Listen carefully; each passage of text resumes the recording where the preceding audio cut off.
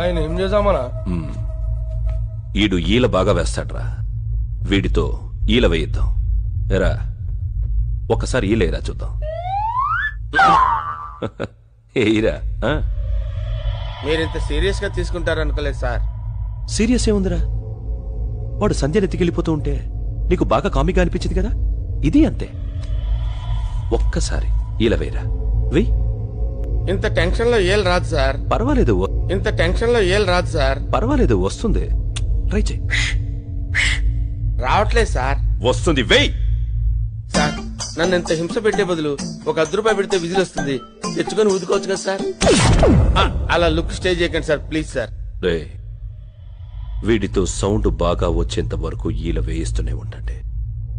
రే, airport లో కంటే బాగా రావాలి.